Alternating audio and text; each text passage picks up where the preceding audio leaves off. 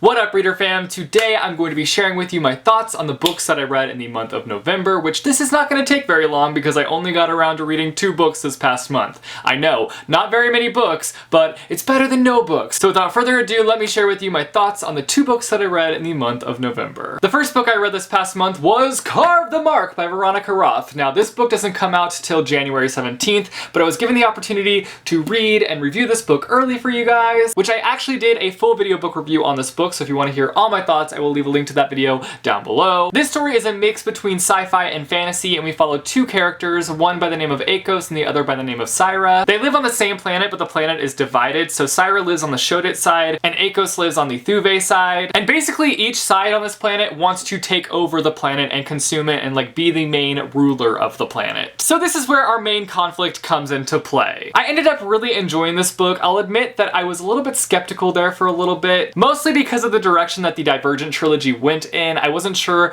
if I was going to enjoy this book, but I decided that I was going to go into this book with a clean slate, and I think it's important to do that because I did that and I ended up really liking it. I loved the world. It's super intricate, detailed, and just all around interesting. The characters were great, especially Syra. She was definitely my favorite throughout this whole story. I mean, Akos is great too, but Syra is where it's at, y'all. My only real problem with this book was with the writing. I just wasn't a massive fan of how it was written. It switches between first and third person, and that was just something I had a hard time getting used to throughout this story. It definitely added a unique quality to the storytelling, but I just didn't really understand the importance of it. Like, I wish she would have just picked one style and ran with it. I also just felt like the story took a while to fully capture my attention, and also for things to kind of start making sense with the world. Like I said though, by the end of this book, I did end up loving the world, and I'm definitely excited to get more from the world with the next book, but it took some time to get to that point. All in all, I did enjoy this book, and I'm definitely looking forward to the sequel, even though I'm gonna have to wait like forever because this book doesn't even come out till January 17th, and I've already read it, so I'm gonna have to wait even longer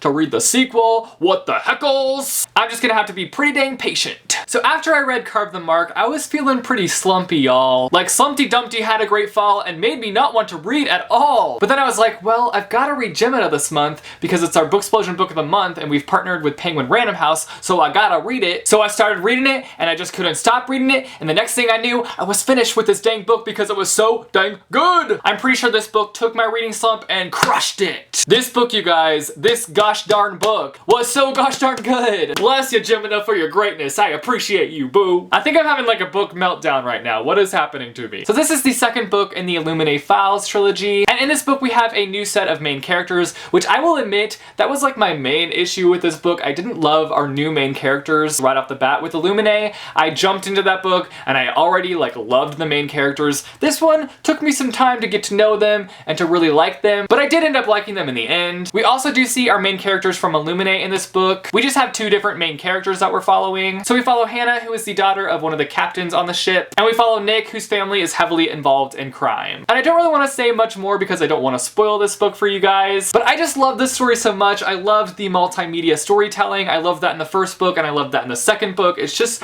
so cool, and we have illustrations from Marie Lu throughout this story, which is super cool. I feel like it just adds this really unique method of storytelling, and I love seeing it in books. The scope of the story isn't hindered by the graphics and whatnot. It's more so enhanced, and that's what I love about it. The other thing that I loved is just the plot in general. Like, it's just such an exciting plot. So many things happen, and it's just so exciting. It did take some time to like really get into it. I would say like maybe 50 pages, 75 pages, around there is when it like really picked up for me, but I still really enjoyed it. That's how the first book was too. Like, it took like 50 pages before I started to really get into the story. So that same thing happened here. The plot is just so jam-packed with so many different things, and that ending slayed my life, you guys. It slayed me. It slayed me. I'm slayed. But all in all, I really enjoyed this sequel, and I can't wait for the 3rd book. I need it tomorrow, but it's probably not gonna happen. I don't even think that they're done with it, but that's okay.